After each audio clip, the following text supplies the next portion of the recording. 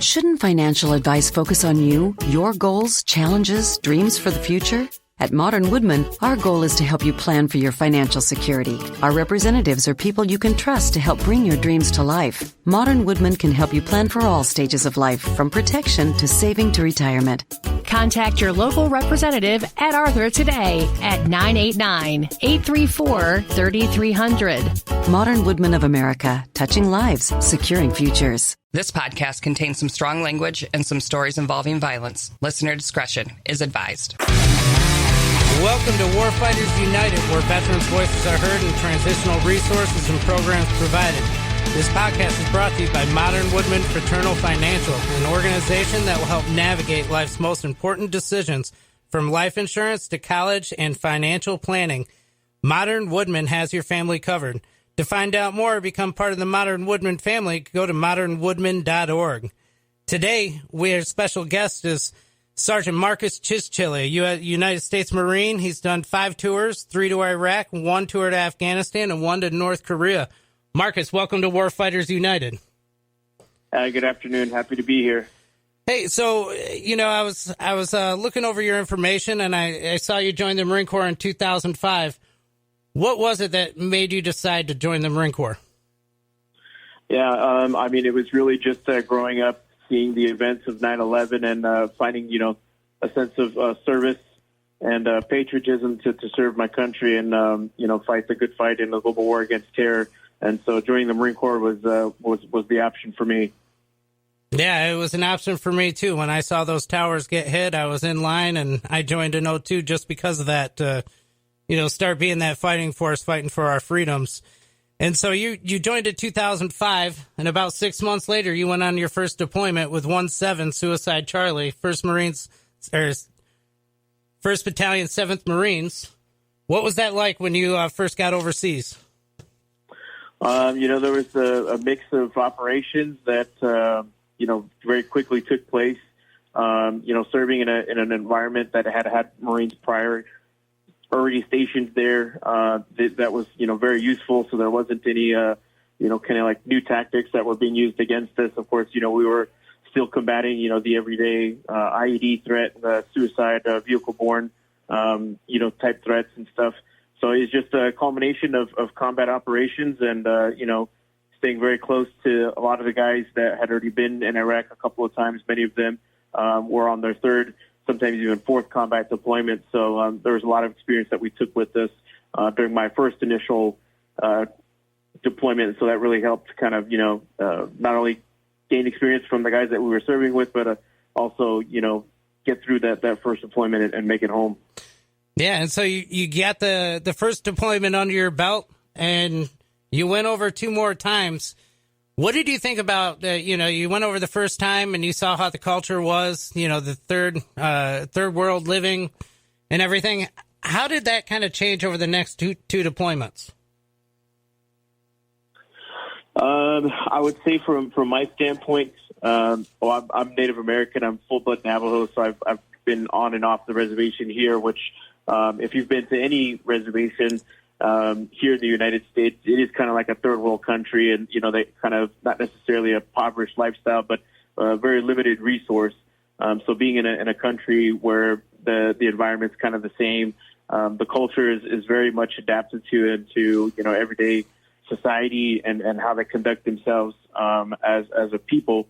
Being there in combat operations, it was only unique because it was easier to understand, what the people and the population were trying to achieve versus us doing combat operations and the insurgencies that existed there. So as the deployments kind of continued, we saw less and less fighting, more of a turnover to, the defense forces of Iraq and getting them trained and getting them equipped as best as possible within a short period of time, not only gaining the trust of the local population, but ensuring and instilling, discipline and how allowing them to take back their own country. Yeah, you talk about winning hearts and minds. That's what they used to call it when I did my tour in 04 and 05. They would have us go out and hand out blankets, help the people in any way, shape, or matter or form, and they called it winning hearts and minds. And I know back then, when we first invaded Iraq, everybody was so happy Did you see a change in that over your first 3 deployments to Iraq? I'd say from maybe a political standpoint, there were a few that didn't fully support, our efforts there. The general population that we were dealing with on a day-to-day basis on the grounds were very welcoming. They were very hospitable. There wasn't, too many interactions that I can remember that were on a negative sense for the majority of the parts of the population. Felt like the Marine Corps, at least the United States, was trying to push out, levels of insurgency within their community and provide a safer environment for them to continue to thrive. Yeah, and I tell you, I don't know, you were in a little bit after me, but, I definitely saw once the IEDs started evolving in 2004 and 5, and it only got worse while you were there. I mean, how many times did your convoys get hit by IEDs? With the 4 different platoons that we had in 1-7, I'd say that not the platoons, the companies, the 4 different companies that we had, I'd say a company would get hit, one company at least once a week, either dismounted or mounted patrols, but they were a constant threat. Now, did you have those special Humvees with the V-bed bottoms by then, or was it still just a standard old Humvees? Yeah, these, when I did my first deployment, they were the standard Humvees. We traveled around in the high backs with that thin quarter-inch steel-plated cage around it to kind of troop transport. We didn't have the introduction of the MRAPs until my 3rd deployment that had that sort of V-shaped developed bottom to kind of counter or at least, deflect some of the IED threats that were from the ground. How did that make you feel when you first got into your up-armored Humvee, different from the two deployments before? I definitely felt a lot safer. The capabilities of both vehicles, depending on the terrain and the environment, performed very well. And so having newer equipment gave us a better capability not only to survive and be maneuverable in those areas, but, allow us to also come back as best protected. Yeah, so you finish those 3 deployments, your 4 years are almost up, and you decide to re-enlist. What was that like re-enlisting? I never re-enlisted, but I bet you that's got to make you feel proud to, sign up for another 4 years. Absolutely. There was a big initiative in the Marine Corps at the time to try to keep as many combat experienced non-commissioned officers in the Marine Corps as they continue to ramp up operations in Afghanistan. So if you had experience in a couple of key different areas, such as, police mentorship training, you understood the ins and outs of being combat operational with experience, and there was just a really big initiative. And so my option was to re-enlist and go to 3rd Battalion, 5th Marines out in Camp Pendleton as soon as I returned from my third deployment. And that's how you got sent to South Korea? And that's how we got sent to South Korea. That's correct. That was kind of a one-off deployment where we didn't really get a whole lot of information as to the reason why we were being there. Just that there were some very, strict, I would say, strategic tensions between North and South Korea, and having a battalion of Marines stationed there along with 2 regiments from the Army, I think kind of solidified South Korea's stance when it came to, protecting that place and its resources. What was that like in South Korea? I've never been there, but was it a whole different ball game compared to, being in Iraq for 3 times? Yeah, definitely. I would say the first thing you notice while you're being in that country is one, the train that they train on is rugged. It's probably one of the very few places where I ever thought of ever wanting to have to fight in, if that needed to be. Language there, everybody for the majority part spoke English. They were very much westernized with, different capabilities and stuff. And it just, not too much really changed. It was going from one modern country to another. It's just when you're on the border, or at least close to the border of North Korea, you can definitely see like the culture changes from, freer lifestyle, like the place down in Seoul, Korea, to being close to the northern side of Korea and having the anticipation that, that there was tension there. Oh, yeah, I can only imagine. And so you get back from Korea, and all of a sudden 3-5 decides to go to Afghanistan. That's right, yeah. My initial thought was that I'll reenlist and stay within the infantry. That there was a good incentive to do that. But they had plans to do a MIU at the time. And so coming back from South Korea, maybe within the next couple of weeks, there was just a big battalion formation there on the parade deck at Camp San Mateo. And the battalion commander comes down and says, hey, our orders have changed. We're getting ready to go to a place called Sanghin, Afghanistan.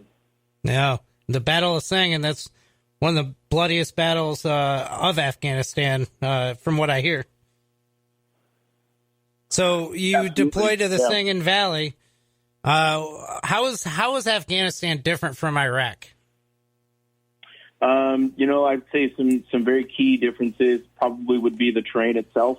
Fighting conventionally, street to street, or house to house like we did in Iraq. You're now in very much open terrain where you have to cover, large portions of ground without having as much cover and concealment as you normally would. It was very, very long distance, very long days. Definitely the terrain there gave our enemy, the Taliban, an advantage to, place or be very strategic about putting in, IEDs or, implementing ambushes because of how much of surface we had to try to cover with very little resources. And a place like Sanghin Valley had both rural and, conventional style fighting where you would go from one area, essentially from, street to street to a very open area, crossing, large areas of terrain to try to secure or run, counterinsurgency, or doing security type patrols. Wow. And is it anything like 29 Palms, the terrain out there? I mean, besides not having the vegetation in some places, but, from mountain to mountain, just straight open desert? 29 Palms is right in the middle of the Mojave Desert, so year-round it's got its own little environment. When you go to Afghanistan, like I said, it just depends on how close you are to, the mountainous terrains that they have there. But if you're out in the desert, I would say it's pretty similar. And so tell me about your alive date. What was going on October when you got wounded? Yeah, October 9th, 2010 was my alive day. That was the day that I stepped on an IED. We had split up into two sections to try to get a better understanding of our situation for the duration of the deployment. And I was a part of a police mentor team at the time, a PAT team. And there was a PAT team in a place called Kahjaki, Afghanistan. It was about 50 miles north of Sanghin. And so that's exactly where the small 13 section of Marines went to replace the current PAT team there. And so we were just getting to learn the terrain and different areas. And so the morning of October 9th, we went out as normal in two different sections and immediately started to draw fire from some of the mountain ranges that are out there. And, we do what we do as Marines, and we started returning fire. And as we're maneuvering around, we don't necessarily have the ability to clear every single bit of lane that we're using as far as maneuvering around. And I happened to step on an IED that our Valen, our metal detector systems just didn't pick up. Wow. And it took off your left leg and it damaged your right leg. I mean, what was that like when you were getting medevaced out? The first thought in my head was a little bit of confusion. And then after that, I was just hoping that I'd have enough time to make it back to, to Bastion, where, you'd receive a lot of the heavy medical care. But my guys did a really good job for a lot of them, minus myself and another Marine. It was their very first deployment. So having them, take care of me, having the corpsmen do, a tremendous job at, doing the life-saving techniques of my most critical injuries and getting me ready to get medevaced out. I'll always definitely be forever thankful for that. Oh, yeah. Now, I tell you what, our corpsmen do a phenomenal job, especially on the battlefield in making sure our Marines stay alive. So did you go to Germany before you went back to the United States, or did you go straight back to the United States from Afghanistan? Yeah, so from what I recall, once I got onto the helicopter and got airlifted out, I was immediately put into an induced coma. And that just, helped me not go into shock. And based off of the report, landed in Bastion, got some key life-saving surgeries, got sustained, and then moved over to Landstuhl, Germany for about a week. And then shortly after that, got transported back to the United States. And I didn't know that I was being transported from base to base. I just remember waking up at the hospital, Walter Reed's Naval Medical Center in Maryland. Now, I know you got a wife and you got, 6 kids? Probably maybe not at that time. But what was it like for them finding out that you were wounded? So I actually didn't start having my family until after I returned back and started my recovery process. So a lot of them, all of my kids only know me as being post-injured. Okay. They've kind of grown up with me going through the recovery process and seeing my journey as I've gone from, actually going back to the Marine Corps and, finishing out my time there. They remember me getting retired and finding a job at the San Diego Zoo and just, continuing to do things there. Well, I remember when I first met you in 2012, you were big into wheelchair basketball, sit-down volleyball. I mean, anything that had to do with sports. And when I was reading, usually the average Marine that has injuries like yours takes a year, maybe 2 to fully recover, but you did it in 6 months. How did you do that? Hello, I'm Eric Calley from the Warfighters United podcast, and Modern Woodmen Fraternal Financial is hosting the 4th annual Trucking for Troops Veteran Raffle to benefit local veterans. The raffle's grand prize will be a brand new 2026 Chevrolet Silverado Crew Cab 4x4. Raffle tickets are $100 each. The drawing will take place on November 10th at 2 p.m. All proceeds from the raffle tickets will go towards supporting veterans. All tickets can be purchased at Modern Woodmen, Shaheen Chevrolet, or the VFW Post 2406 in Charlotte. I think the most important thing was I got a chance to have really, really good doctors, good corpsmen, good naval personnel that pushed the envelope every time there was a challenge presented. Within recovery, I felt that just as a Marine to take those on full in stride and complete every one of them, whether that was just getting used to using a prosthetic or new challenges with occupational or recreational therapy, to getting, pushing those efforts and asking the Marine Corps, if there's an opportunity to go back to active duty, what does that look like and what's needed from me, and kind of taking that full scope and just, showing up every single day and, just doing what we do as best as Marines and, ending up and kicking in. Yeah, I tell you, so once you healed and you got your prosthetics and everything, you reenlisted for another couple of years at least, right? Yeah, I was able to extend my current contract for up to 3 years. And I went to VMFAT 101 out of Miramar and served as a flight equipment technician.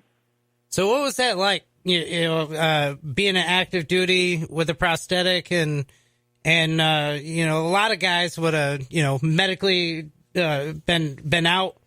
They went back to their normal lives, but you persevered, you adapted, you overcame the situation. What was that like going back to an air unit, which was kind of off from being an infantry? I mean, what did that feel like?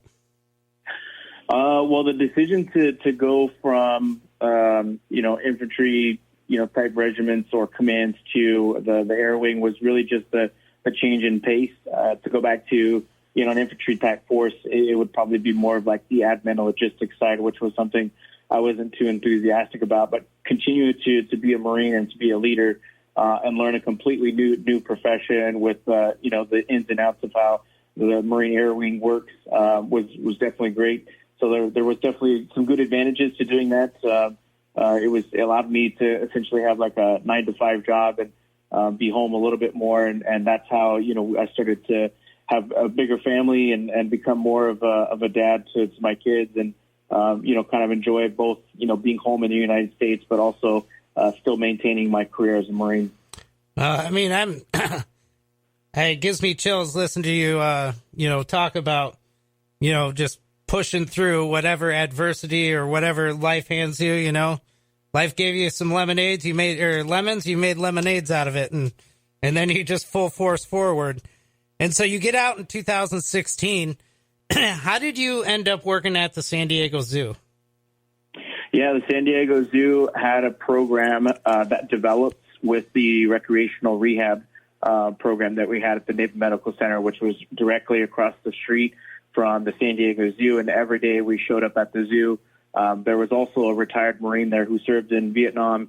His name was Bob Dillon. He was the director of the zoo at the time. And he said, you know, anytime you guys come to the zoo, if you guys need to use the facility or if you guys need, you know, special accommodations, he's like, let me know. We'll get you guys taken care of. That program transitioned into what we call the Wild Heroes program, which I helped manage when he offered me a job and a position to continue not only being a part of the program, but to help, align its efforts to Marines that are continuing to go through recovery and care at the Naval Medical Center, but also open that program up to offer transitioning service members the opportunity to work at the zoo as well. And so, while these transitioning service members come to the zoo, I mean, obviously they meet you, and they get to, what is that service? What do they get to do? Like, I know, like, equine therapy, when you're working with horses, they're bigger animals, and, you know, it starts getting some of that adrenaline pumping a little bit. You know, it's a little unnerving. But, I mean, I couldn't even imagine, you know, being at a zoo with all different types of animals, like lions, tigers, you know, just a assortment, a variety of things. What do they get to do? Like, is it something similar to like the equine therapy, or is it something totally different? Well, the program really focused on rehabilitation. That was the first.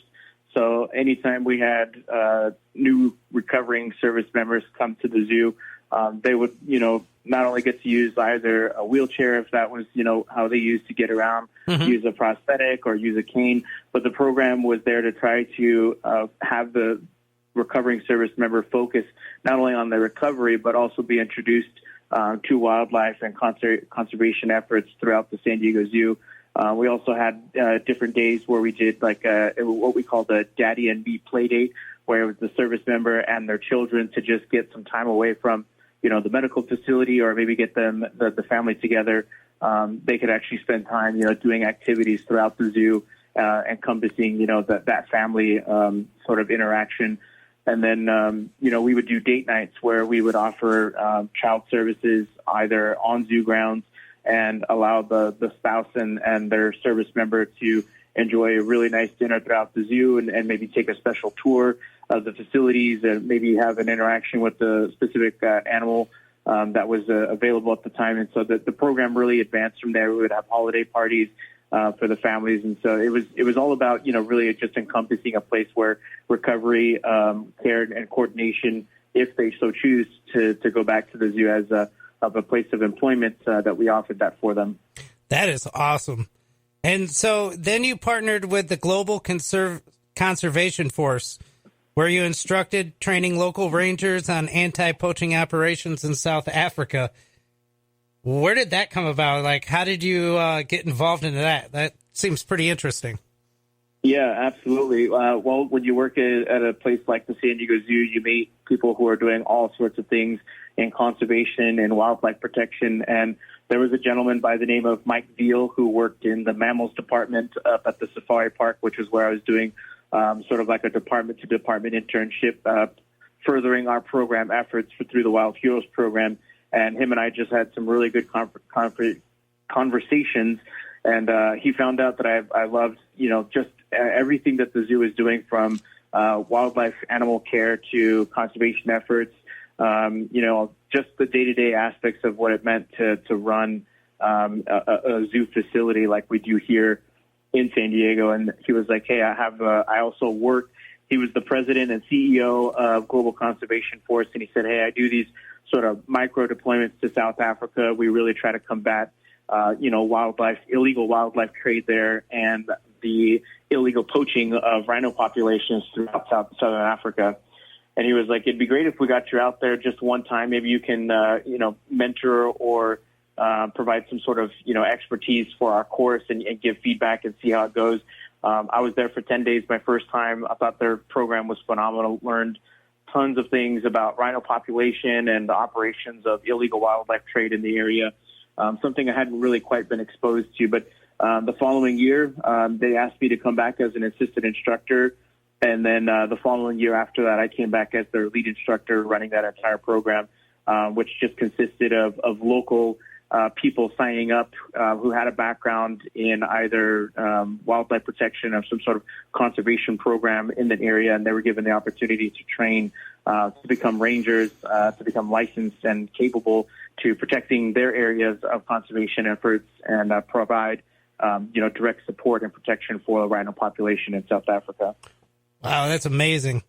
So tell me about the tribal broadband connectivity program that you're a part of. Yeah, the Federal BEAT program is a national federal program allowing tribal communities in rural areas that don't have the infrastructure for network capability, i.e. providing internet services either through an ISP, internet service provider, or providing them access to have internet, in their homes and their businesses. And so this federal program has been around for about 7 years now. It's made tremendous leaps and bounds from when it's first started, and there's communities now that are completely thriving because they have access to reliable internet, which allows them to, upgrade in their infrastructure, make better schools and education resources, as well as provide, better financial means if they have access to internet, and also to have better care when it comes to medical facilities and services. And so is that part of the Navajo Nation that you're doing that for? Or is that just over in South Africa? Like where do you use that at?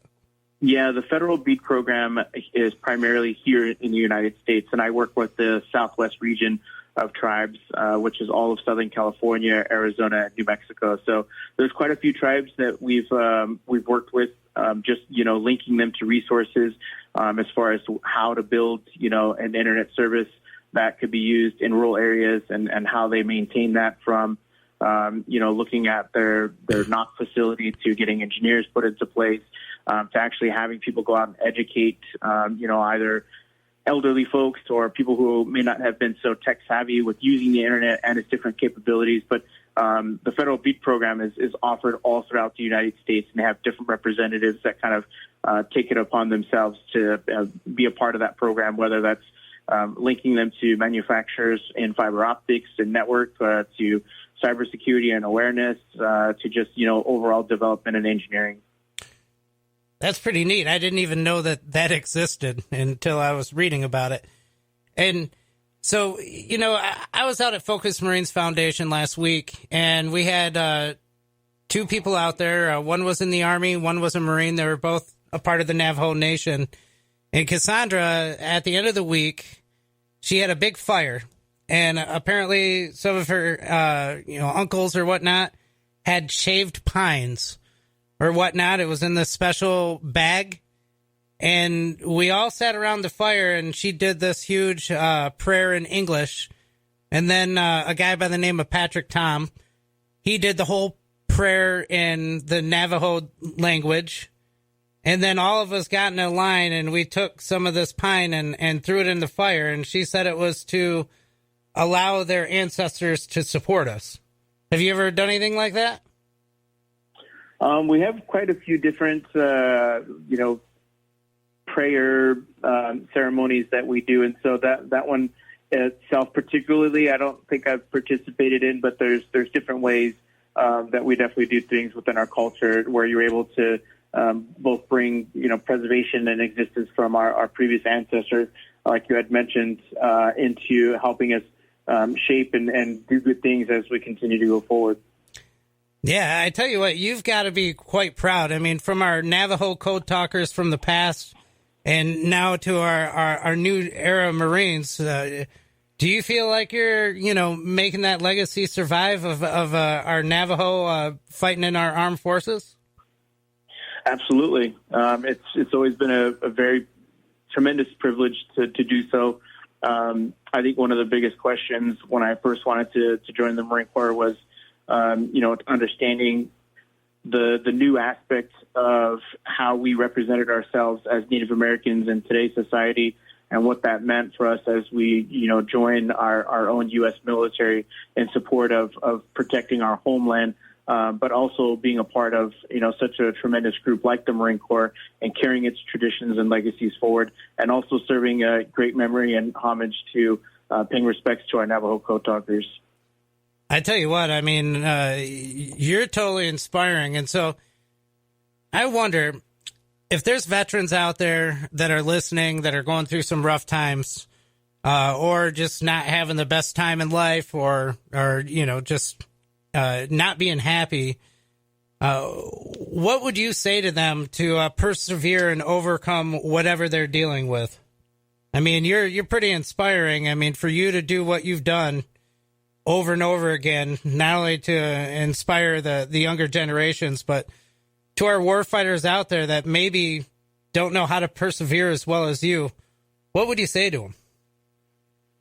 I would say that, every challenge is definitely unique to every individual that's out there, and military service definitely gives you a great foundation in carrying on and continuing to adapt and evolve in a forever changing world. And so as you turn the page, whether you're in service and you're looking to maintain, your active status and continue to serve and be on active duty, and if you're looking to transition away from the military, that, there's tons of opportunities out there. And it's about aligning yourself and showing up every single day and putting forth the best effort, because the transition, never is really easy, but perseverance is, 50% of, you being able to achieve, your life's goals, is being able to show up and meet them. The other half is being reliant on the resources and the networking opportunities that are provided to you. And so there's never a shortage of mentors that are out there. So if you could find somebody that you align with, great, and ask them, if you were me, or if I was you and you were in this position, what steps would you take to help better yourself? Where do you find that self-improvement? What educational resources are available to you, and how do you continue to be a leader within your community, within your career? And even as if they have the ability to be a spouse or to be a parent, that all comes with, being well evolved and well adapted. And I would just say that, it comes from, you showed up every single day to be in the military, and there was no shortage of you being able to exceed the bar of expectation there. And life is treated just the same way. As you got to be able to show up every single day in order for those challenges to come your way to help you grow into the person that you're going to be. Wow. I love that answer. I could have probably never said it as well as you did, but I agree 100%. Showing up, being there, and realizing that there's a lot of support out there, and there's, have you ever heard the phrase "fall down 7, get up 8"?